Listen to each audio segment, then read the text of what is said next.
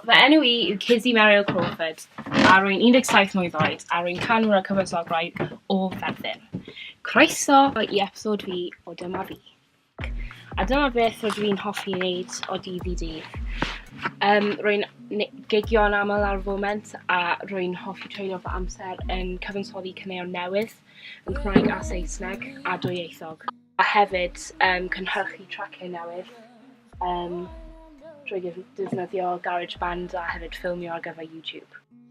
Mae fy dylanwadau'n dod o bob ran o fy nreftadaeth ar ddiwylliannol gyda blas o gerddoriaeth soul, indie, gwerin a Cymraeg traddodiadol. Rwy'n ysgrifennu yn Cymraeg a Saesneg a cymysgedd o'r ddau yn setiau byw. Rydw i'n cael fy dylanwadu gan artistiaid fel Tracy Chapman, Nick Drake a Kate Bush, a rwy'n edmygu artistiaid fel Corin Bailey Ray, Gwyneth Glyn, Stevie Wonder a Steve Dunn.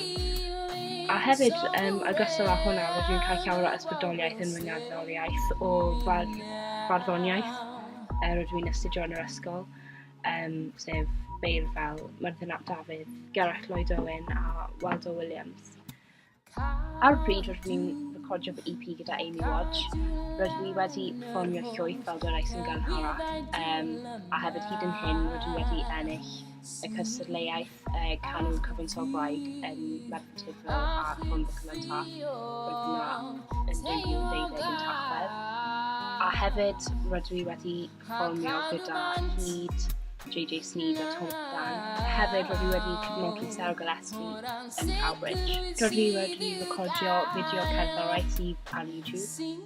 Rydw i gyda llwyth mwy o gigiau yn dod i lan a llawer o pethau sydd yn mynd ymlaen ar y pryd. Fy breuddwyd bydd i rhywbryd i teithio o gwmpas y byd yn perfformio neu o leia Prydain yn dangos pobl fy cerddoriaeth a jyst rhannu gyda pobl achos dyna'r peth rydw i'n hoffi wneud a dyna'r peth rydw i eisiau barhau wneud gyda gyrfa os rydw i'n gallu.